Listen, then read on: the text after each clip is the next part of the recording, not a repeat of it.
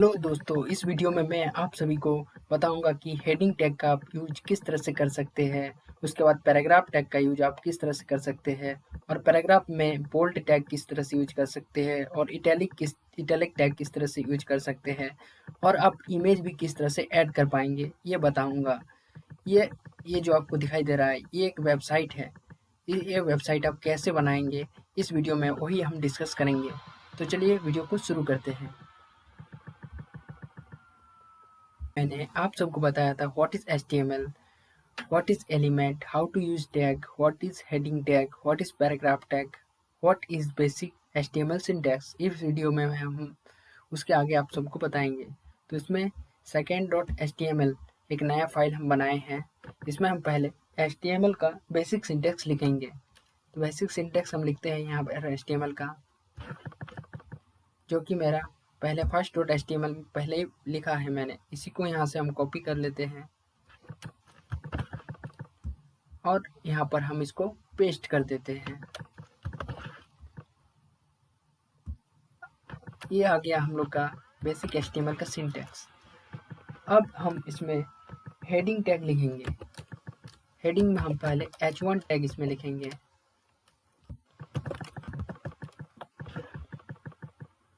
यहाँ पर हम लिखते हैं कंटेंट में दिस इज हेडिंग और इसको सेव करते हैं। जैसे ही हम इसको सेव करेंगे उसके बाद हम माउस का राइट क्लिक करेंगे और यहाँ पर ओपन इन ब्राउज़र का ऑप्शन आएगा, इस पर जाएंगे हम। तो देखिए हम लोग का पहला वेबसाइट हम लोगों ने बना लिया है और जिसमें इस वेबसाइट में हम लोग का दिस इज हेडिंग लिखा हुआ आ रहा है। फिर हम यहाँ सबलाइन टेक्स्ट में जाएंगे और यहाँ पर H2 टैग का यूज करेंगे। इसमें भी हम लिखते हैं दिस इज हेडिंग और इसको फिर सेव करते हैं CTRL और S दबाकर और ब्राउज़र में जाते हैं और पेज को रिफ्रेश करते हैं। तो आप लोग देख सकते हैं दोस्तों कि पहला जो हेडिंग हम लिखे हैं दिस इज हेडिंग वो बड़ा है। उसके बाद दिस इज हेडिंग फिर लिखे H2 टैग में तो वो उससे छोटा है। इसी तरह H3 टैग में और H4 टैग में भी उससे छोटा, मतलब उससे छोटा होते जाएगा। जैसे देख सकते हैं आप लोग।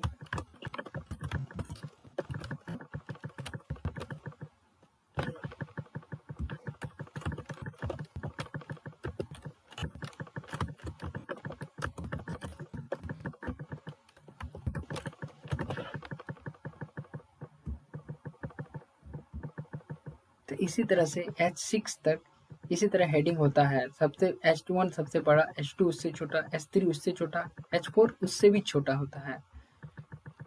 तो ये देख लिया हम लोगों ने हेडिंग टैग क्या होता है। अब हम देखेंगे पैराग्राफ टैग। पैराग्राफ टैग के लिए हम लोग इस तरह से हम लोग पैराग्राफ टैग लिखते हैं। पैराग्राफ का ओपनिंग टैग और क्लोजिंग टैग। पैराग्राफ में अभी हम यहाँ पर लिखते हैं कुछ, जैसे कि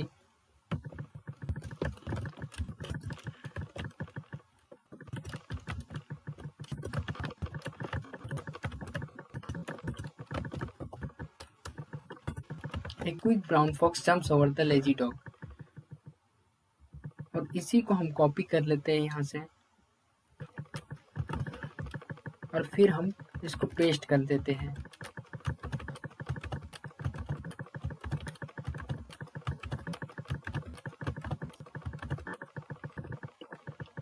पैराग्राफ हम लोग का इसी तरह बड़ा होता है, इसलिए इसको हम थोड़ा बड़ा पैराग्राफ लिखते हैं और इसको सेव करते हैं और ब्राउज़र में हम देखते हैं तो हम इस तरह से पाते हैं। जैसे दोस्तों आप लोग देख सकते हैं यहाँ पर कि यहाँ पर हम लोगों ने पहला लाइन, दूसरा, तीसरा, चौथा, पांचवा, छठा 6 लाइन यहाँ पर लिखा है, लेकिन हम लोग के ब्राउज़र में यहाँ पर पहला, दूसरा और तीसरा तीन ही लाइन दिख रहा है।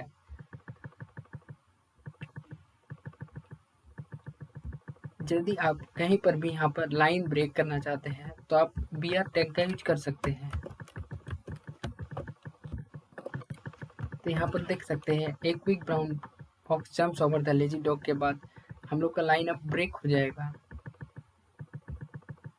देखिए एक quick brown fox jumps over the lazy dog के बाद हम लोग का लाइन ब्रेक हो गया। उसके नीचे अब सारा चीज़ लिखा हुआ आ रहा है, आप लोग समझ सकते हैं।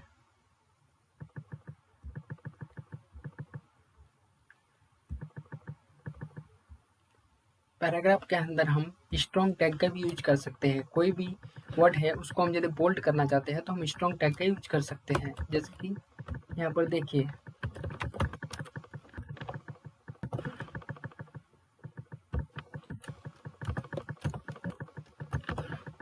क्विक में हम स्ट्रॉन्ग टैग का यूज किया है और इसको ब्राउज़र में हम ओपन करके देखते हैं तो हम पाते हैं कि क्विक जो कि बोल्ड हो चुका है। तो स्ट्रॉन्ग टैग का यूज करके हम लोग कोई भी वर्ड को बोल्ड कर सकते हैं या फिर लाइन को भी बोल्ड कर सकते हैं। यहाँ तक आशा है कि आपको अच्छी तरह से समझ में आ रहा है सारा चीज़। उसके बाद हम इटैलिक टैग का भी यूज कर सकते हैं। जैसे कि मान लीजिए हम जंप्स ओवर में इटैलिक टैग का यूज करना चाहते हैं तो आई लिख के हम इटैलिक टैग का यूज कर सकते हैं। ये आई लिखे और इसका क्लोजिंग टैग यहाँ पर लिखेंगे आई का, तो इस तरह से हम इटैलिक टैग का यूज कर सकते हैं। देखिए जंप्स ओवर में इटैलिक हो गया ये टेक्स्ट, तो इस तरह से हम इटैलिक टेक्स्ट का भी यूज कर सकते हैं।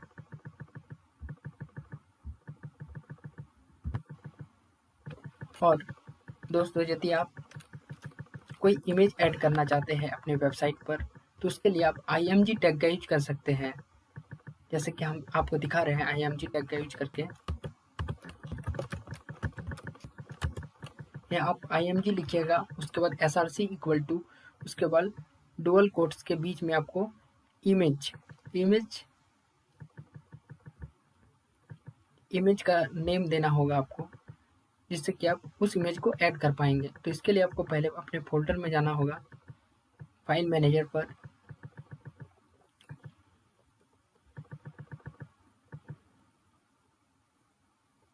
इसमें थोड़ा टाइम लग रहा है। उसके बाद आप कोई भी पिक्चर इसमें सेलेक्ट कर सकते हैं। जैसे हम पिक्चर्स में जा रहे हैं या डाउनलोड्स में, जहाँ पर भी आपका पिक्चर है वहाँ से आप कोई भी पिक्चर को ले सकते हैं। जैसे कोई अच्छा पिक्चर हम चॉइस कर रहे हैं, यहाँ से दिस पीसी में जा रहे हैं,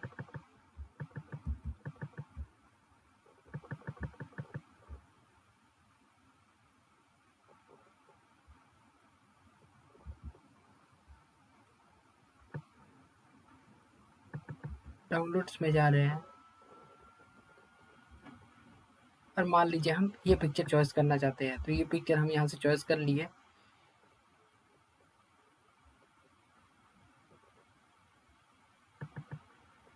ये पिक्चर हम चॉइस करना चाहते हैं।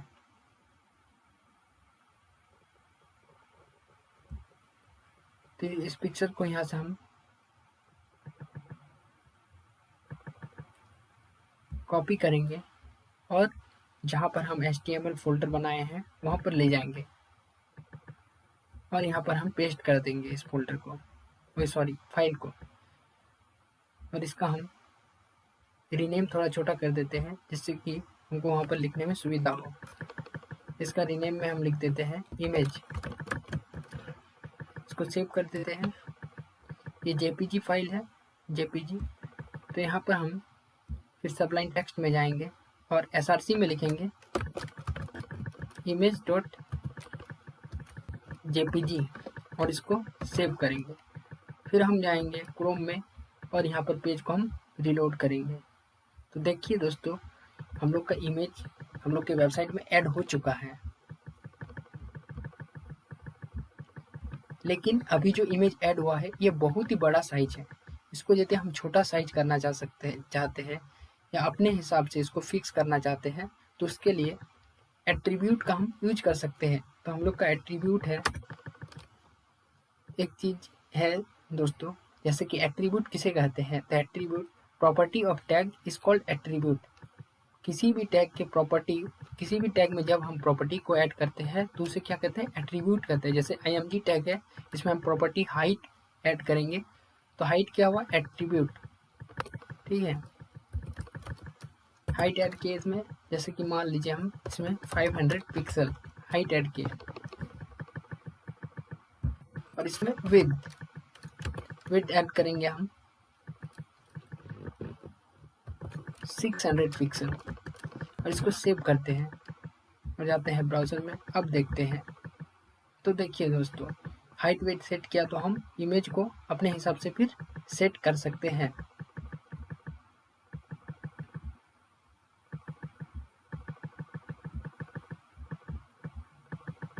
ये हम लोग का एक वेबसाइट बन चुका है पूरी तरह से, लेकिन इसका डिज़ाइन अभी अच्छा नहीं लग रहा है। इसको आप अच्छी तरह से डिज़ाइन कर सकते हैं। आगे हम बताएंगे आप सभी को कि किस तरह से इसको आप और भी अट्रैक्टिव और अच्छा बना सकते हैं CSS का यूज करके।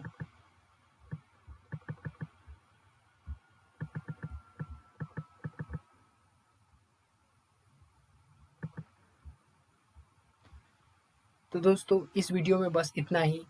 आप सबसे यही रिक्वेस्ट है कि आप सब वीडियो को लाइक कीजिए, कमेंट कीजिए और अपने दोस्तों के साथ शेयर कीजिए जो HTML सीखना चाहते हैं। धन्यवाद।